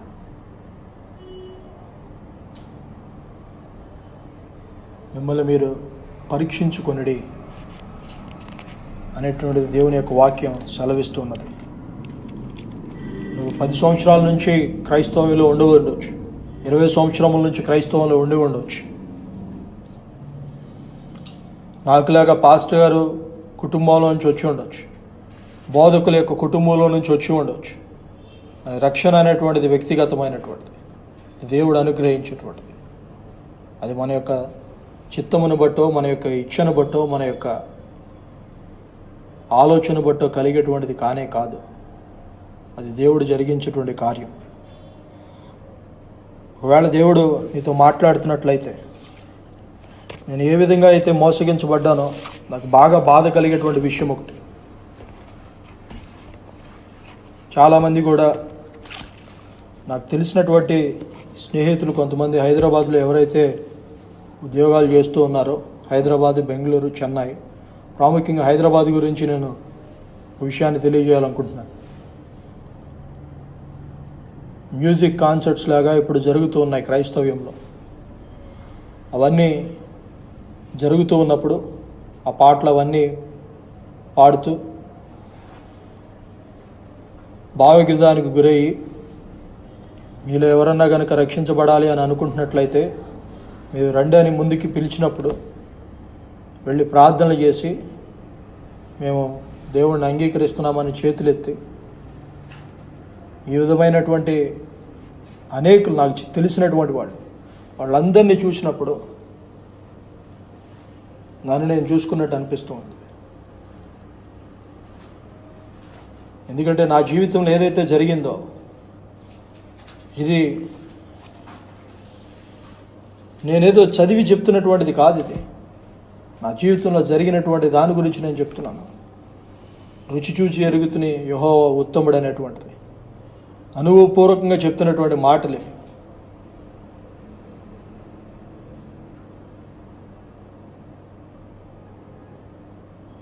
దేవుని యొక్క వాక్యం సెలవిస్తూ ఉన్నది. నువ్వు క్రొత్తగా జన్మించితేనే కానీ దేవుని యొక్క రాజ్యాన్ని చూడలేవు అన్నటువంటిది. అదే సమయంలో దేవుని యొక్క వాక్యం సెలవిస్తుంది మోసపోకుడి అని. అనేక పర్యాయంలో వాక్యంలో రాయబడి ఉన్నది మోసపోకుడి, మోసపోకుడి, మోసపోకుడి. ఇంకొక విషయం, చాలామంది ఇతరులు మోసగించేటువంటిది ఉంటే అత్యధికంగా నిన్ను నువ్వు మోసగించుకునేటువంటిది ఉంటుంది. ఏ విధంగా ఇర్మియాలో కనుక మనం చూసినట్లయితే 17:9 హృదయం అనేటువంటిది బహుఘోరమైన వ్యాధి కలిగినటువంటిది, అది మోసకరమైనటువంటిది, బహుఘోరమైనటువంటి వ్యాధి కలిగినటువంటిది. ఈ విధమైనటువంటి మోసంలో బ్రతుకుతూ ఉన్నట్లయితే కనుక, దేవుడు ఒకవేళ కనుక నీతో మాట్లాడుతూ ఉన్నట్లయితే కనుక, వింటున్నటువంటి వాళ్ళు ఎవరైతే ఉండి ఉన్నారు, నిజంగా కనుక దేవుడు మీకు తెలియజేస్తూ ఈ యొక్క విషయాలు కనుక మాట్లాడుతూ ఉన్నట్లయితే ఆదాములాగా మీ యొక్క పాపములను రొమ్ములో దాచుకొనకండి, ఒప్పుకోనండి. ఈ యొక్క బెరియా బైబుల్ సంఘం యొక్క ఉద్దేశం ఏ విధంగా వాక్యములో ఉన్నటువంటి విషయాలు ఏవైతే ఉన్నాయో ఆ వాక్యానుసారంగా అనుభవపూర్వకంగా బోధించాలనేటువంటిదే మా యొక్క భారమైనది. కల్పించి కల్పనా కథలు కాదు, కలిపి చెరిపేటువంటి బోధల గురించి కాదు మా యొక్క భారం. ఈరోజు కల్పనా కథల వైపు చెవులు యొగ్గే కాలం వస్తుంది అనేటువంటిది తిమోతికి రాసినటువంటి పత్రికలో, అలాగే తీతుకి రాసినటువంటి పత్రికలో పౌలు మాట్లాడుతూ ఉన్నాడు. మా భారం దేవుని యొక్క వాక్యము ఏం సెలవిస్తున్నదో, దేవుని యొక్క వాక్యాన్ని ఉన్నది ఉన్నట్టుగా వ్యాకరణం చేయాలనేటువంటిదే మా యొక్క భారమైనది. వాక్యానుసారంగా మీ యొక్క జీవితాలను మీరు ప్రతి ఒక్కరు కూడా చూసుకోవాల్సిందిగా ప్రభు పేరట నేను మనవి చేస్తూ ఉన్నాను. మీకు ఒకవేళ ఇంకా ఏమన్నా సందేహాలు ఉన్నట్లయితే కనుక ఆ కింద ఉన్నటువంటి నెంబర్లకు మీరు కాల్ చేయొచ్చు. అన్ని వేళలా కూడా మేము మీకు అందుబాటులో ఉంటాం. ఎవరో ఏదో అనుకుంటారనేటువంటిది కాదు ఇది. ఇది నీ యొక్క నిత్యత్వానికి సంబంధించినటువంటి విషయం, ఇది నిత్య జీవానికి సంబంధించినటువంటి విషయం. మోసపోయినటువంటి స్థితిలో కనుక ఉన్నట్లయితే, దేవుడితో మాట్లాడుతున్నట్లయితే ఖచ్చితంగా ఇదే సరైనటువంటి దినము, రక్షణ దినముగా దేవుడు సెలవిస్తున్నాడు అనేటువంటిది జ్ఞాపకం చేస్తుందిగా ప్రభుపేట మనవి చేస్తున్నాను.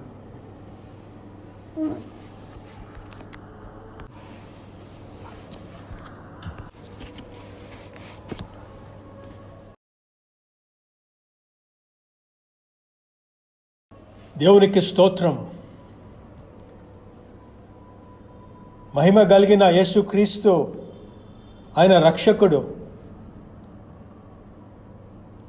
ఆయన కలుగజేసే సువార్త శక్తితో కూడిన సువార్త. మానవుని నిర్ణయాన్ని బట్టి కాదు, కానీ ఈ యొక్క సాక్ష్యము మానవుని సాక్ష్యం కానే కాదు, కానీ ప్రభువైన యేసుక్రీస్తు యొక్క సాక్ష్యము అని మనం గమనించగలం. ఈ యొక్క గొప్ప సాక్ష్యాన్ని బ్రదర్ ప్రేమ్ మనతో పంచుకున్నారు. దేవుని వాక్యము మనం చూస్తే ప్రకటన గ్రంథము 12వ అధ్యాయము 11వ వచనంలో ఇలా రాయబడి ఉంది. ప్రకటన గ్రంథము 12వ అధ్యాయము 11వ వచనము. వారు గొర్రెపిల్ల రక్తమును బట్టియు తామిచ్చిన సాక్ష్యమును బట్టి వానిని జయించి ఉన్నారు కానీ మరణము వరకు తమ ప్రాణములను ప్రేమించిన వారు కారు. తామిచ్చిన సాక్ష్యమును బట్టి అని రాయబడి ఉన్నది. ఇంకో వచనంలో, ఆఖరి వచనము 17వ వచనంలో ఇలా రాయబడి ఉన్నది. అందుచేత ఆ ఘట సర్పము అగ్రహము తెచ్చుకొని దేవుని ఆజ్ఞలు గాయకొనుచు యేసును గూర్చి సాక్ష్యమిచ్చుచు ఉన్న వారైన ఆమె సంతానంలో శేషించిన వారితో యుద్ధము చేయుటకై బయలు వెడలి సముద్ర తీరమున నిలిచెను.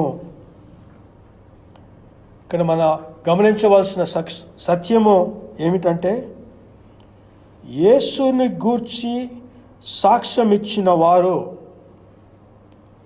యేసుని గూర్చి సాక్ష్యం ఇచ్చిన వారు ఎవరు అంటే మనకి 11వ వచనంలో రాయబడింది. వారు గొర్రెపిల్ల రక్తమును బట్టి తామిచ్చిన సాక్ష్యమును బట్టి వానిని జయించి ఉన్నారు కానీ మరణము వరకు తన ప్రాణములను ప్రేమించిన వారు కారు. అంటే వారి నిర్ణయం ప్రకారము తమ ప్రాణాలని ప్రేమించిన వారు కారని చెప్పడం లేదు, కానీ యేసుక్రీస్తు యొక్క సాక్ష్యమును బట్టి, శక్తితో కూడిన ఈ యొక్క సువార్తను, ఆ రక్తంలో ఉన్న బలాన్ని బట్టి వాళ్ళు అనుభవించిన ఈ యొక్క సాక్ష్యాన్ని మనందరము పొందాలని కోరుకుంటున్నాము మా సంఘము తరపున.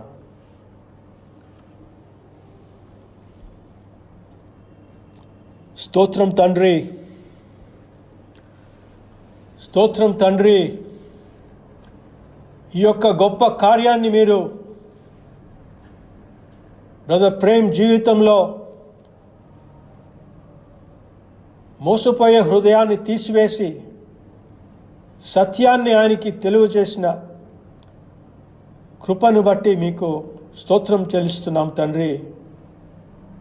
ప్రభువా, ఈ యొక్క సువార్త వినిన ప్రతి ఒక్క ఆత్మ అనుభవించాలని కోరుతూ ఈ యొక్క కూటాన్ని నీకే ఘనత ప్రభావము కలగాలని కోరుతూ ముగిస్తున్నాం తండ్రి. నీ యొక్క నామంన, యేసు క్రీస్తు నామంన నీకే మహిమ ఘనత ప్రభావము కలుగును గాక. ఆమేన్.